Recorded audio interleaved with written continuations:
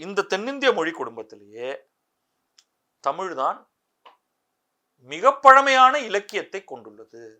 Factually correct.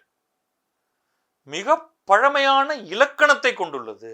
கன்னடத்தை எடுத்துக்கிட்டீங்கன்னா கவிராஜ மார்க்கம் அப்படின்னு ஒரு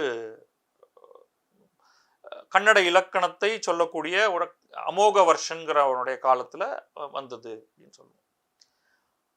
அது வந்து நல்ல லேட்டர் பீரியட் தான். அது ராஷ்டிரகூட அரசன் உடைய அவையில அது உருவானது. அது கூட சமஸ்கிருத மொழியில கன்னடம் எப்படி இருக்கணும், கன்னடம்ங்கிற பேர் கூட அதுல இருந்துதான் எனக்கு தெரியல, பட் அது ஒரு லோக்கல் மொழி, அதோடைய இலக்கணம் எப்படி இருக்கணும் அப்படின்னு சொல்லுது.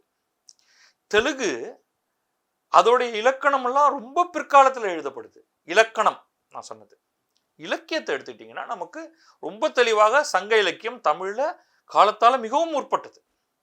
அதோடைய அது என்ன 3rd century BCயா எங்க அதை வைக்கிறது அப்படிங்கிறதுல பல மாற்று கருத்துக்கள் இருந்துக்கலாம். என்னதான் இருந்தாலும் கவிதை வடிவில் உருவாக்கப்பட்ட மிக மிக தொன்மை பொருந்திய இந்த திராவிட மொழி குடும்பங்கள்லயே அனைத்தையும் உள்ளடக்கி மிகவும் தொன்மையான இலக்கியம் எங்கன்னா தமிழ் சங்க இலக்கியங்கள் தான்.